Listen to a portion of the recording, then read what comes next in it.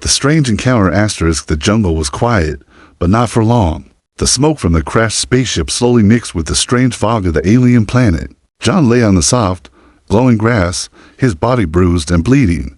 His head was spinning. He didn't know where he was. The last thing he remembered was the emergency alarm before his ship lost control and crashed. Now, everything around him looked so different. Tall purple trees with shining leaves, floating jelly-like creatures above his head, and a sky that kept changing colors every few seconds. John tried to sit up, but sharp pain in his leg forced him to stop. "I need help," he whispered to himself, but there was no one around. The only sounds were the soft humming of the plants and strange bird-like creatures singing far away. He pulled out his small scanner from his pocket, but it was broken, completely useless. As he was trying to think what to do next, a soft rustle came from behind the trees. John froze. His heart started to beat faster. Something or someone was nearby. He carefully turned his head towards the sound. For a few seconds, there was nothing. Then, slowly, from behind a tall glowing bush, a figure stepped out. It was not human. A young alien girl stood there. She was about John's height, but much thinner. Her skin was smooth and silver, almost shining under the soft light of the alien sun. Her big eyes glowed softly, and the small antennae moved gently on top of her head. She wore a simple cloth that wrapped around her body, decorated with small crystal-like stones. But what caught John's attention the most was her face. It didn't show fear or anger, only curiosity. John raised his hand slowly to show that he meant no harm. "Hello, I won't hurt you," he said softly, hoping she would understand. The alien girl tilted her head, her antennae moving as if trying to catch his words. Then she took a slow step forward. John stayed still, not knowing what she would do next. To his surprise, she came very close, leaned forward, and gently licked his face. John was completely shocked. His eyes widened. What was that?" he whispered. He didn't know if this was an attack, a greeting, or something else. But before he could say anything, the girl made soft sounds in her own language, almost like singing, and pointed to his injured arm. She touched it gently and then looked into his eyes with deep concern. Suddenly, loud growls came from deeper inside the jungle. The girl's eyes changed instantly. She looked scared. She grabbed John's hand tightly and pulled him to follow her. John didn't resist. He could hear the growls getting closer. Something big was coming. The girl led him quickly through narrow paths between the tall trees. The glowing plants lit their way, but the danger behind them was not stopping. John could hear heavy footsteps, branches breaking, and more growling voices. His breathing became heavy.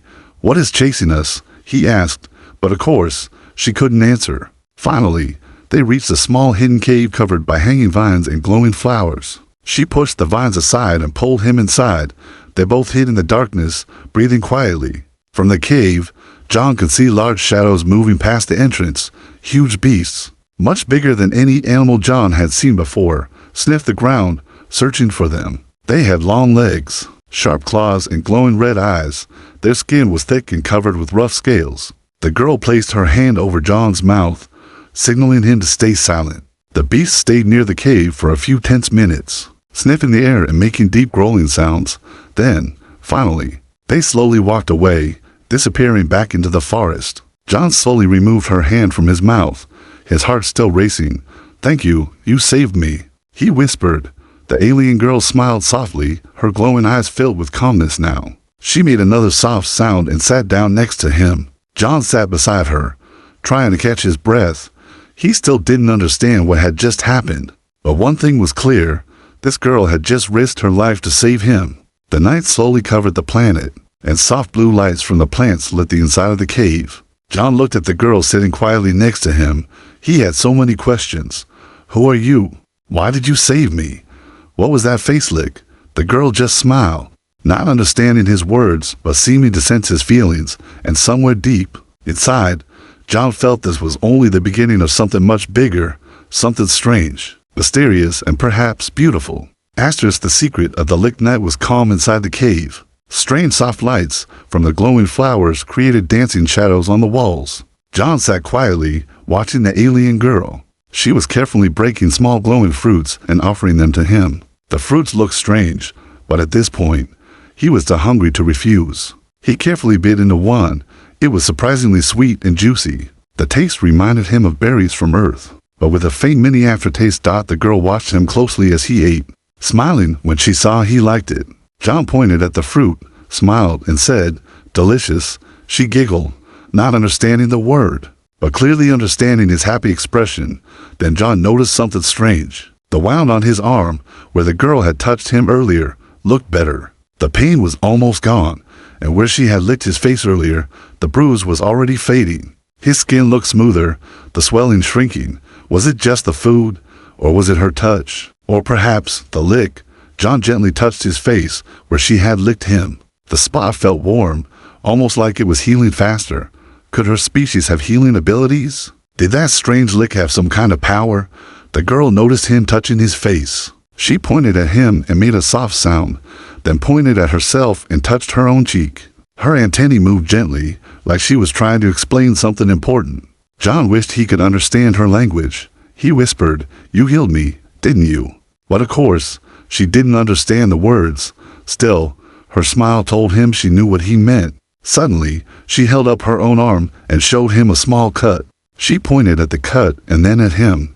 Then she lowered her head toward his face, as if asking him to do the same. John realized what she wanted. She wanted him to try licking her wound. John hesitated. This was strange, very strange, but she had trusted him. She had risked her life to save him. The least he could do was trust her to. Slowly, John leaned forward and gently licked the small cut on her arm, copying what she had done to him earlier. The moment his tongue touched her skin, he felt a strange warm pulse. The girl closed her eyes, smiling softly, almost as if she was comforted by it. After a few seconds, John pulled back, feeling awkward but curious. Was that enough? Was this how her people healed each other? Some kind of natural medicine in their saliva? The wound on her arm started to glow slightly and then faded into smooth skin. The cut was gone. John stared in amazement. "Incredible," he whispered. The girl looked very happy. She clapped her hands softly and made a sound that almost sounded like singing. John smiled. There was something beautiful about her happiness. She gently touched his hand and sat beside him, resting her head on his shoulder. As they sat together in the glowing cave, John felt a strange sense of peace. Even though they were so different, something connected them now. But the peaceful moment didn't last long.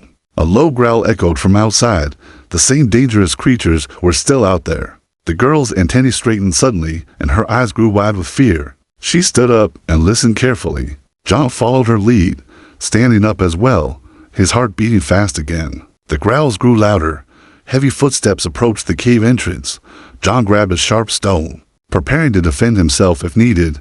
The girl gently pulled his arm, signaling him to hide deeper inside the cave. They slipped into a narrow tunnel at the back of the cave, crawling silently. The walls glowed softly, revealing strange markings, ancient symbols, maybe from her people. But there was no time to study them. The growls got closer. John heard the heavy breathing of the beast outside the main cave chamber. Its claws scraped against the rocks, sniffing for their scent. The girl pressed herself against John, trying to stay quiet. For a long, tense minute, the beast stood just outside their hiding spot. Then, finally, it growled one last time and slowly walked away into the jungle. John exhaled deeply. That was too close, he whispered. The girl looked up at him and gave a small nervous smile. Her eyes still showed fear, but also trust. She had saved him again. John realized something now. This planet was far more dangerous than he had imagined, and this girl, whoever she was, might be his only chance to survive. The strange lick was not just a greeting, it was something deeper, some ancient ritual or bond he didn't yet fully understand. But one thing was certain, this girl was his protector now, and somehow, he was hers too. The hunter beast asterisk, the soft blue light inside the cave made John feel safe for a moment, but outside, danger still waited.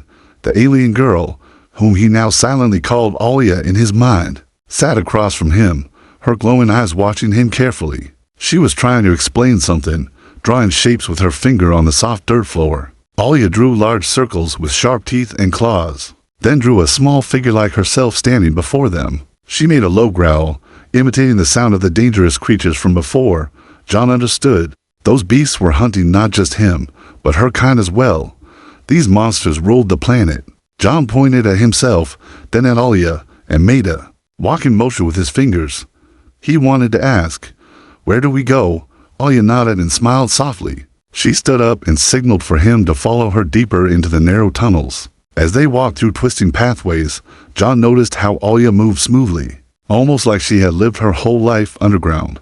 The walls were covered in glowing vines that lit their way. Strange flying creatures flapped silently above their heads. Hiding in holes in the rock, the air smelled sweet, but heavy. This place was full of secrets. After a long walk, they reached another opening. A soft wind blew inside. John could hear water flowing nearby. Alia pulled back some thick glowing leaves, and suddenly, they were standing at the edge of a beautiful hidden valley. A waterfall poured into a crystal-clear lake, surrounded by tall glowing trees and colorful plants. It was like a secret paradise. But John's attention quickly shifted when he saw movement near the lake. More aliens like Alia were there. Small groups of silver-skinned beings gathered, talking softly. Some were young, others older. They all looked peaceful, but many had small wounds or scars. John realized this must be Alia's hidden village. As they walked closer, the others noticed him and grew quiet. Their glowing eyes stared at John with surprise, fear, and confusion. Some stepped back, whispering in their soft alien language. A few of them even looked angry. An elder stepped forward. His skin was darker silver, and his antennae were longer. He carried a staff made of crystal and wood. His voice was deep as he spoke to Alia in their language. John could not understand the words, but he saw Alia shaking her head, defending him. She pointed to John's healed wounds, then to herself, speaking quickly. The elder's face softened, but still held a serious look. He stared directly into John's eyes. After a long pause, he spoke softly, almost like a growl. "Human." John was shocked. The elder knew at least one word in his language. He replied, "Yes, human. My name is John." The elder pointed to Alia, then to John, then made a crossing motion over his chest, as if tying them together. John didn't understand completely, but he felt like the elder was saying they were somehow bonded now. The other villagers slowly started to relax, seeing that the elder didn't attack John. Some curious children approached and touched John's clothing, giggling at how different he looked. Their laughter broke the heavy silence, but the moment of peace was short. Suddenly, a loud horn echoed across the valley. The elder's antennae straightened sharply. Alia grabbed John's arm tightly. The villagers quickly moved into hiding, pulling their children behind the rocks and trees. John looked up and saw large black shadows approaching from the far end of the valley. The ground shook with heavy footsteps. The hunter beasts were coming. Massive creatures entered the valley, their red glowing eyes scanning everything. They were even larger than the ones John had seen earlier. Thick scales covered their bodies, like armor. Their sharp claws dug into the ground as they sniffed the air, searching for prey. The elder whispered harshly to Alia, pointing at John, then toward a cave opening behind the waterfall. Alia nodded and urgently pulled John toward it. As they slipped behind the waterfall, John heard the beasts growling, their heavy breath fogging the air. One of them sniffed the spot where John had just stood seconds ago, inside the hidden cave. John whispered, "Why are they after me? Is it because I'm human?" Alia shook her head slowly. She made a motion of something big and dangerous, then drew a symbol on the wall, one that looked like a crown. John stared at it. Were these creatures controlled by someone? Was there a master behind these beasts? Someone who wanted him dead? The thought sent a chill down his spine. Alia reached out and touched John's chest gently, then placed her hand over her own heart. She spoke softly in her language, looking deeply into his eyes. John couldn't understand the words, but somehow he felt her meaning. They were bonded now. They would face this danger together. And far beyond this valley, a darker secret waited for them. The true reason behind the facelick and why this strange planet would soon change his life forever. The Forbidden Village. The waterfall's soft roar echoed inside the narrow cave as John and Alia sat quietly, listening for any sound of the beasts. After many long minutes, the growls faded into the distance. The hunters had left, for now. Alia led John out from behind the waterfall, and slowly the villagers came out from hiding too. Their eyes still filled with fear, but they whispered softly to each other, surprised that once again the human had survived. The elder approached again. His face was serious. He studied John for a moment, then spoke softly, pointing at the jungle. Behind them, "Not safe. You bring danger." John could see the worry in the elder's eyes. He felt guilty. His presence was putting all these peaceful beings at risk. But what could he do? He was lost here, and Alia was the only one helping him. Alia stepped forward and spoke quickly in her language. Her voice was calm, but strong. She pointed to John's healed wounds and then made a symbol with her hands that looked like a circle. Wrapping around them both, the elder shook his head at first, but then paused, thinking. John watched carefully, trying to understand. The elder was not happy. Many other villagers looked uneasy, but Alia refused to step back. She stood close to John, her hand gently holding his arm as if protecting him. Finally, the elder sighed deeply. He raised his staff and tapped it softly on the ground. He said something in his language, and the villagers slowly lowered their heads, accepting his decision. John knew something important had just happened. Alia smiled and looked at him, nodding. She softly touched his face with her fingertips, showing comfort. He smiled back, whispering, "Thank you," for the next few hours. Alia introduced John to the village. The place was unlike anything he had ever seen. The homes were made from living plants shaped like soft glowing domes. Floating lights hovered above the pathways, following the villagers as they moved. Small children played with flying creatures that sparkled like fireflies. The villagers were kind, but still kept some distance from John. Only the children were brave enough to come close, touching his strange clothing and smiling up at him. John tried to greet them, making funny faces, and soon the children giggled and laughed, slowly melting the tension. Alia showed John where they gathered food, strange glowing fruits and plants that grew in large circles around the village. She also showed him a pool of sparkling water that they used for healing. The entire village seemed to be alive with gentle beauty, hidden from the danger outside. But as the sun set, a new concern rose. The elder called for a meeting in the center of the village. The villagers gathered, forming a wide circle around John and Alia. The elder raised his staff, and all fell silent. He spoke in his language, but John could feel the heavy mood. Some villagers nodded, others frowned. Then the elder pointed toward John and made a slicing motion across his hand, then pointed toward the jungle. The meaning was clear. John whispered to Alia, "They want me to leave, don't they?" Alia's eyes filled with sadness. She gently held John's hand and shook her head slowly. She began speaking to the elder again, her voice trembling with emotion. She pointed to John's chest, then her own, repeating the same motion of crossing their hearts. The elder's face grew tight. He made a deep sound, almost like a growl. The villagers began to whisper nervously. Suddenly, a younger alien, one of the warriors, stepped forward. He had dark markings across his face, and his sharp eyes glared at John.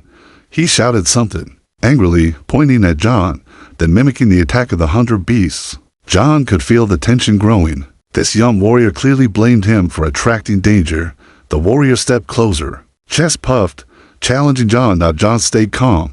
He raised his hand slowly, speaking gently. "I don't want to bring harm. I only want peace, of course." The warrior couldn't understand his words, but his calm voice and peaceful gesture made some of the villagers whisper again, some of them nodding before the situation could get worse. Alia stepped in front of John, her arms wide, protecting him. Her voice was sharp now as she spoke to the warrior.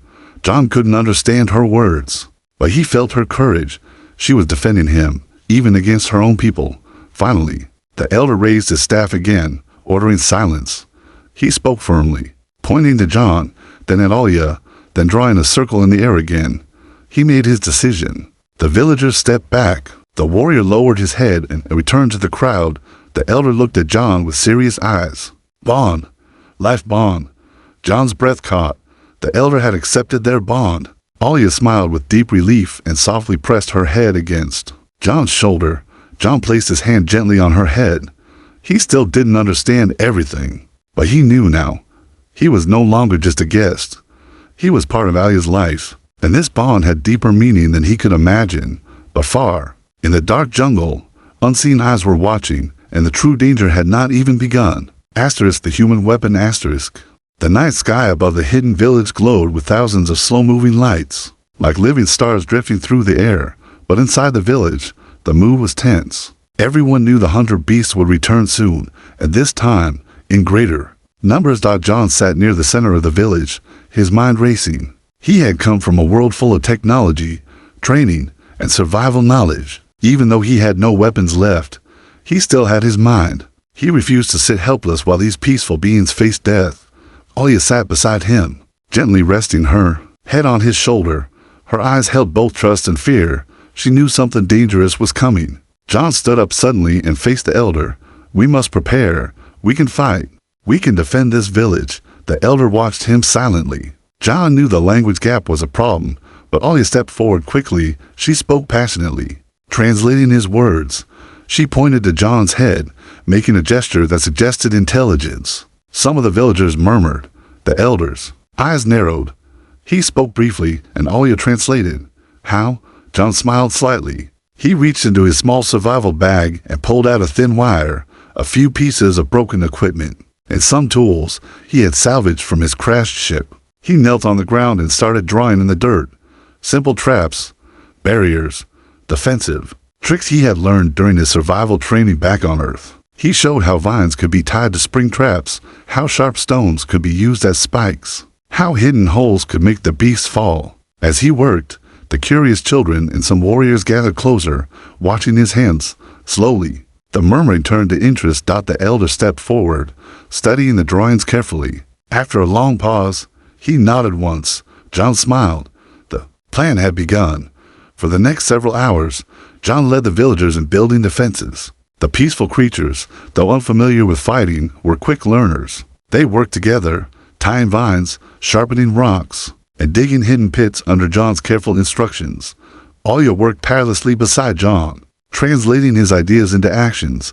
She climbed trees, helped tie the traps, and encouraged others. The bond between them grew stronger with every passing hour. By dawn, the village was no longer defenseless. Spike traps lined the outer paths. Narrow tunnels had been dug to hide in. Sharp branches were placed in clever positions. They even made simple alarms using hollow fruits that would rattle loudly if touched. John stood back and looked at their work. It wasn't perfect, but it was something good. He whispered, more to himself. "Now we wait." The elder approached him once again. This time, his voice was softer, almost respectful. He spoke a few words in his own language, then placed his hand on John's shoulder. The meaning was clear. Gratitude. As the sun began to set, the village grew silent. The first growl came from the far side of the valley. Then another. The ground trembled as the 100 beasts returned. Massive shadows moved between the trees. Their red glowing eyes pierced the darkness. This time, there were many, at least 6 giant beasts, each one stronger and angrier than before. The villagers hid in their tunnels, clutching their children, praying their traps would work. John crouched behind one of the defense walls, holding a long spear he had crafted from sharp stone and thick wood. The beast sniffed the air, sensing something different. The first one stepped forward, its huge claws pressing into the soft ground. As it crossed the first trap line, its foot triggered a hidden vine. Sharp wooden spikes sprang upward, stabbing its leg. The beast roared in pain and stumbled backward. Another beast moved forward, roaring louder, but suddenly fell into one of the hidden pits. Crashing deep into the hole, dirt and dust flew into the air. The battle had begun. One by one, the traps slowed the beasts. Some were injured, others became more cautious, growling and circling the village. The glowing plants lit the scene like a strange, deadly theater. But then the largest beast stepped forward. It was twice the size of the others, its thick armored skin reflecting the soft blue lights.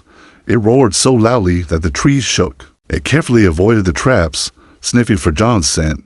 John gripped his spear tighter. This was the true leader of the pack. The massive beast charged directly toward him. John dodged quickly, rolling to the side as the beast's claws sliced the air where he had stood. Alia screamed from her hiding spot. The villagers watched in terror. The beast turned again, charging at John.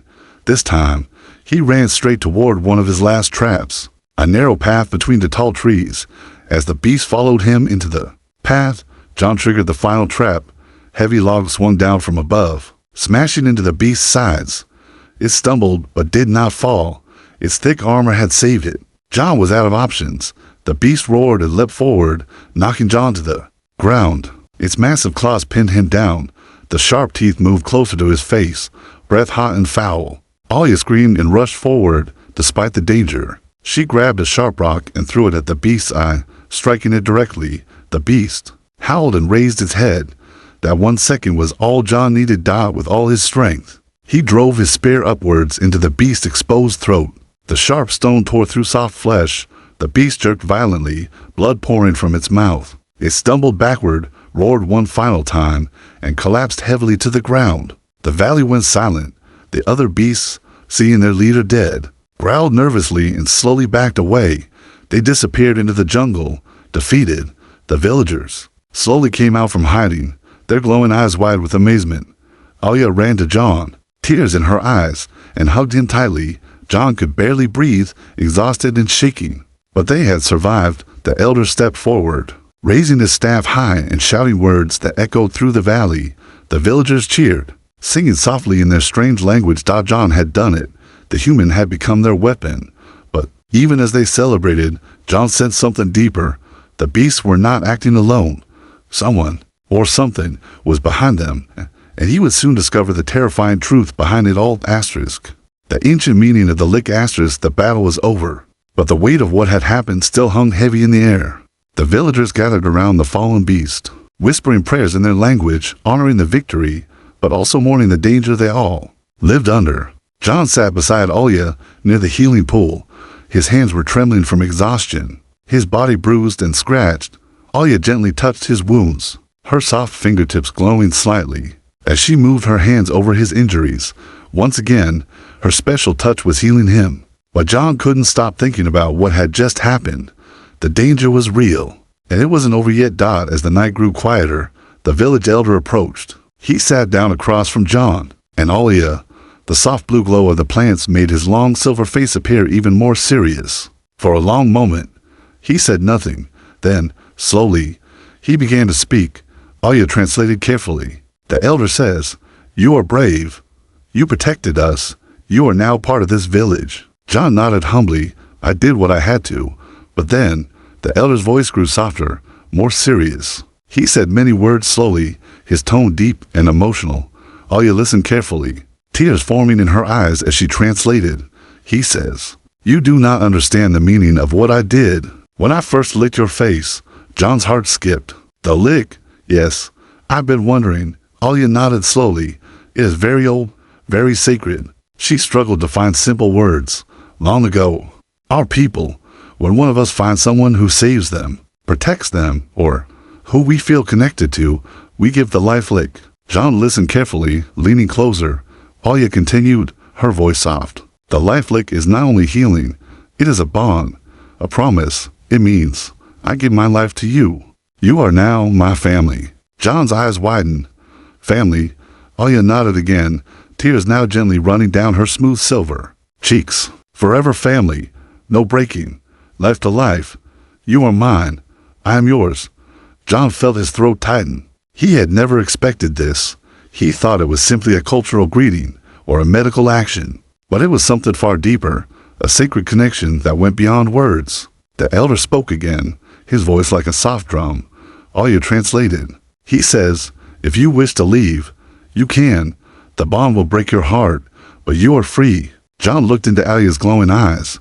He could see her fear. She didn't want him to leave. And truthfully, deep inside, John didn't want to leave either. Before he could answer, a soft beep came from his wrist device. It had powered back on, finally connecting with a signal. A flashing message appeared. "Rescue ship in orbit. Human survivor located." John's breath caught. The rescue team had arrived. His people were close. He was saved, but his eyes stayed on Alia, the one who saved him from death, who healed him, who fought beside him, and who now called him family. The elder spoke softly again. "You have two homes now, but only one heart." Alia gently touched John's chest, over his heart. "You feel it too," she whispered. John's mind was spinning. He thought of Earth, of his home, his people, his life. But he also thought of this strange, beautiful world, of the kindness of Alia, of the peaceful village that had accepted him. This planet had danger, yes, but it also had meaning. He had never felt this deep connection before. Suddenly, a bright beam of light shot down from the sky far away.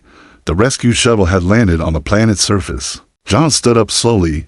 Alia stood with him, her hand never letting go of his. The villagers gathered around, silently watching. A small holographic drone hovered down from above. A voice crackled through it.